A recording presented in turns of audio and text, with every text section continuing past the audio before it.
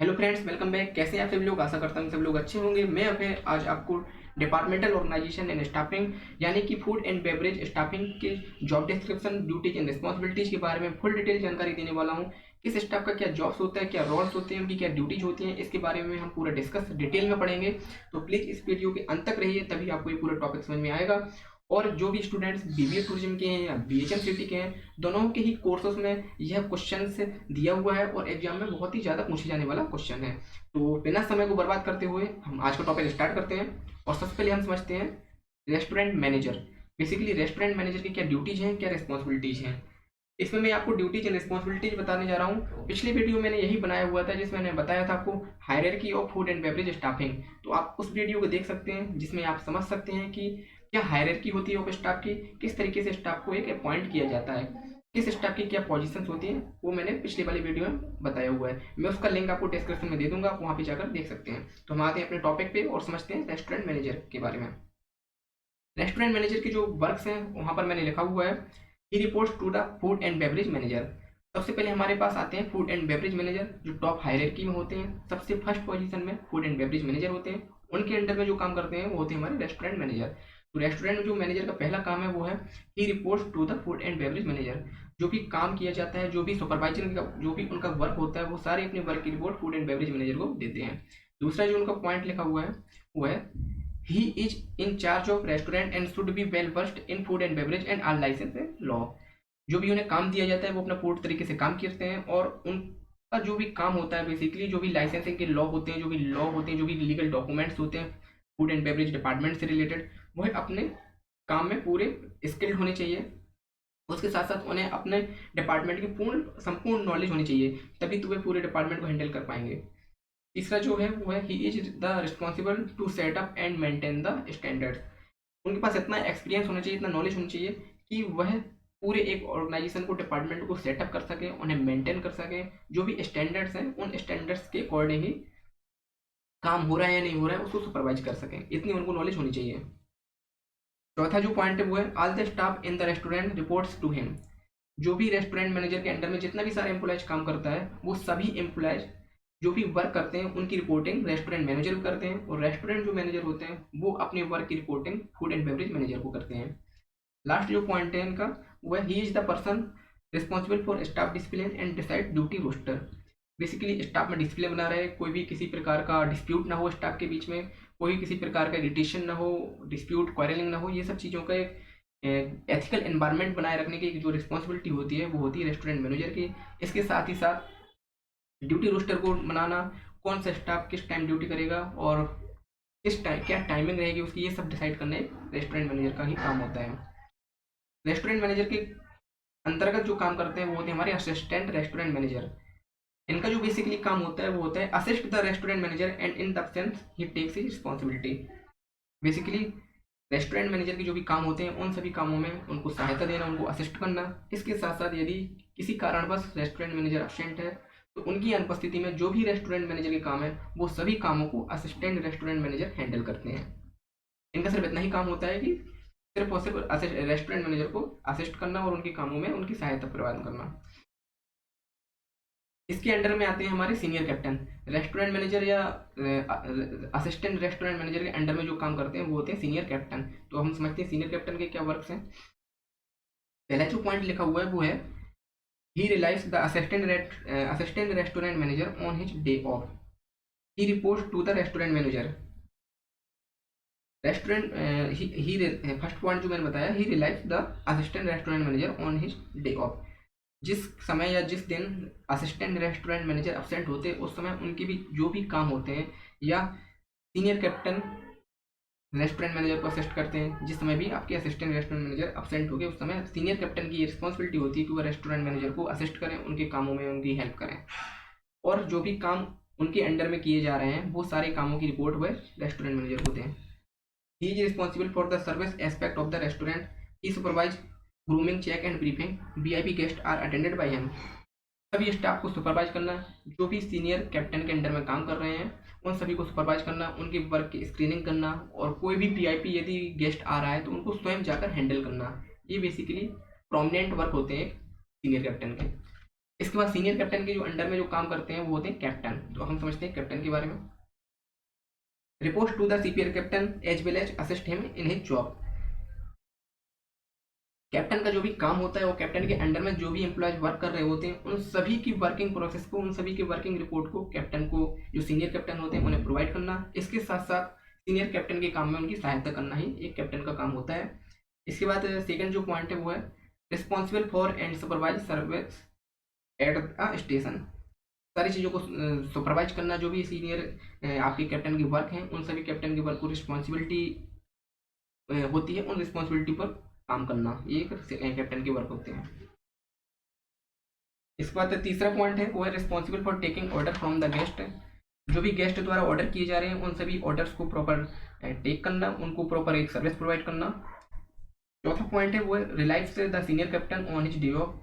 जिस दिन भी या जिस समय किसी कारणवश सीनियर कैप्टन एब्सेंट है तो सीनियर कैप्टन की अनुपस्थिति में उनके जो भी काम है उन सभी कामों को एक कैप्टन प्रॉपर तरीके से करता है और उनकी रिस्पॉन्सिबिलिटी जो भी है उन सभी रिस्पॉन्सिबिलिटी पर वह अपने काम को करते हैं।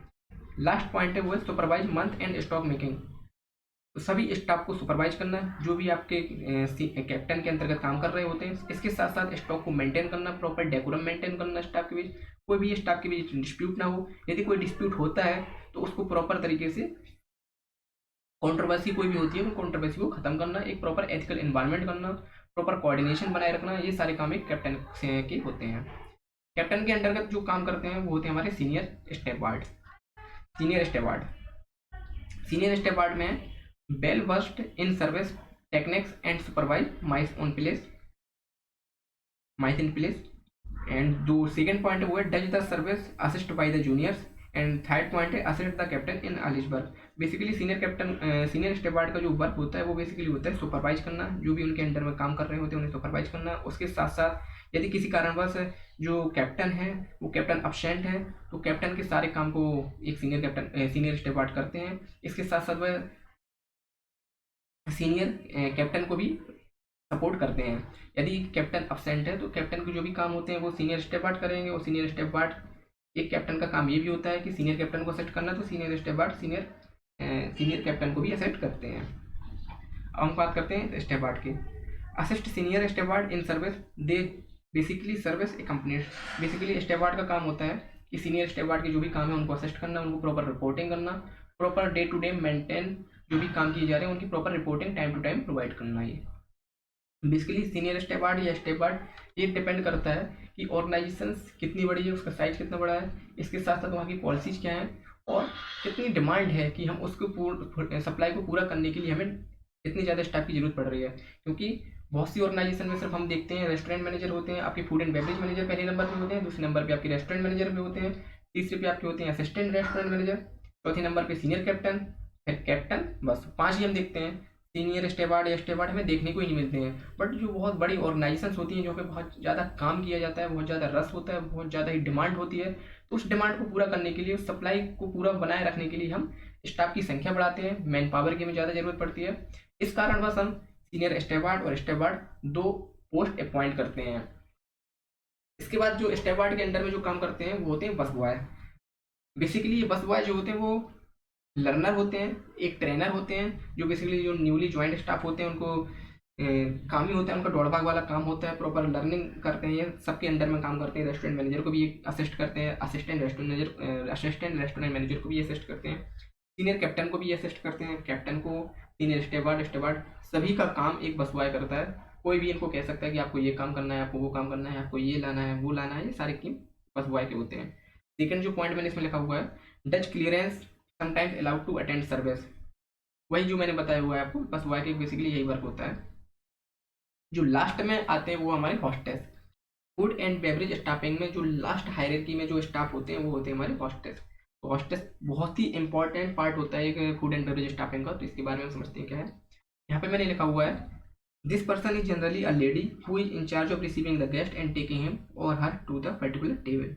हॉस्टेस एक बेसिकली हॉस्टेस की जो पोस्ट होती है वो बेसिकली गर्ल्स के लिए, लेडीज के लिए ये पॉइंट की जाती है। वहाँ पर प्रॉपर गर्ल्स या लेडीज ही जा सकते हैं। और इनका बेसिकली जो वर्क होता है वो बेसिकली अपने गेस्ट को अटेंड करना, उनको अटेंड करने के बाद उन्हें प्रॉपर सिटिंग करवाना, जिस जो भी रूम है वहाँ पर प्रॉपर रूम पर ले जाकर उन्हें उस रूम की देना, रूम के साथ साथ उन्हें ग्रीटिंग स्किल्स डेवलप करना, ग्रीटिंग करना उन्हें, ये सारे काम एक हॉस्टेस के होते हैं। प्रॉपर एस्कॉर्ट का काम करते हैं, मतलब जब भी चेक इन हो रहा है तो चेक इन में प्रॉपर रिसेप्शन से लेकर उनके रूम तक ले जाना, उन्हें सारी फैसिलिटी प्रोवाइड करना, उन्हें सब चीज़ों को समझाना कि आप कैसे क्या है। यदि आपको किसी चीज़ की जरूरत पड़ती है तो आप इस नंबर पे कॉल कर सकते हैं, यहाँ पे मुझे कांटेक्ट कर सकते हैं, आप डायरेक्ट रिसेप्शन पे कॉल कर सकते हैं। यदि किसी अदर एक्टिविटीज़ की आपको जरूरत पड़ती है तो आप क्या क्या कर सकते हैं, किस नंबर पर कॉन्टैक्ट कर सकते हैं, ये सारी जानकारी प्रोवाइड करना एक हॉस्टेस का काम होता है। सेकंड जो पॉइंट है वो है she takes the table booking and on receiving the guest take the guest to the particular table.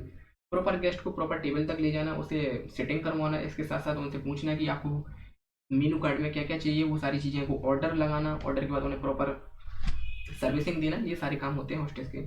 तीसरा जो पॉइंट है वो है she gets the comment register she gets the comment register and filled up by the guest and take the general feedback from the guest.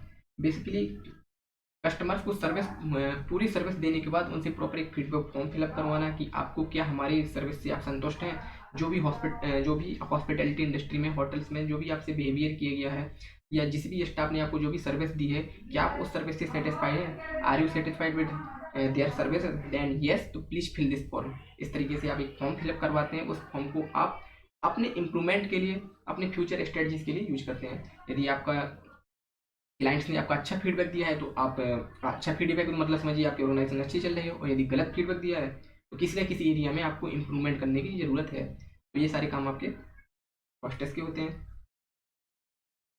C should be, second last जो point है वो है she should be pleasant in her behaviour. Basically hostess एक बहुत ही polite manner में होनी चाहिए, उनका जो बिहेवियर हो बहुत ही पोलाइट, बहुत अट्रैक्टिव, बहुत ही इन्फ्लुएंसिव होने चाहिए, प्रॉपर हाइजीन होनी चाहिए, प्रॉपर वेल पर्सनैलिटी होनी चाहिए, जिससे कि कोई भी क्लाइंट देखकर इम्प्रेस हो जाए। कि यदि किसी क्लाइंट का मूड भी खराब है ना, तो हॉस्टेस इतना इन्फ्लुएंसिव होने चाहिए, इतना इम्प्रेसिव उनका होना चाहिए कि उसका मूड सही हो जाए देखते ही, या उनके बोलते ही उनका मूड इतना अच्छा हो जाए। तो इससे क्या होता है ना कि एक क्लाइंट अच्छा फीडबैक देके जाता है, इसके साथ साथ वो है आपका नाम भी देके जाता है हॉस्टेस का कि थैंक्स फॉर रिफ्रेशिंग मी या वगैरह वगैरह। बहुत ही पॉजिटिव एटीट्यूड के साथ वह फीडबैक देता है। लास्ट पॉइंट है in the case of VIP guest, she is the one of the present the check to the guest। यदि कोई VIP गेस्ट है, बहुत ही स्पेशल आदमी है, जिसे हम कहते हैं VIP person, very important person, तो उसको प्रॉपर हैंडल आपका सीनियर कैप्टन नहीं करते हैं, बल्कि हॉस्टेस ही उन्हें हैंडल करते हैं।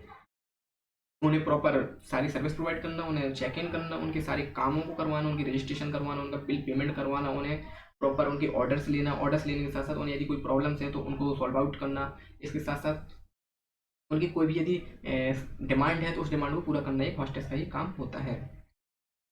तो आशा करता हूँ कि आज का वीडियो आपको पसंद आया होगा। आज की वीडियो में इतना ही। यदि आपको ये टॉपिक अच्छा लगा हुआ है और यदि कोई डाउट है तो प्लीज़ कमेंट कीजिए, मुझे आप व्हाट्सएप पे मैसेज कर सकते हैं, मैं उसका नंबर डिस्क्रिप्शन पे आपको दे दूंगा। और यदि आपको वीडियो बहुत ही ज़्यादा इन्फॉर्मेटिव लगा है तो प्लीज़ मेरे चैनल को सब्सक्राइब कीजिए, press bell icon button, like share videos most for suitable audience. And अगली वीडियो में फिर आपसे एक मुलाकात होगी एक नए टॉपिक के साथ। तब तक के लिए कीप लर्निंग, कीप ग्रोइंग, व्यस्त रहिए, मस्त रहिए और स्वस्थ रहिए। धन्यवाद।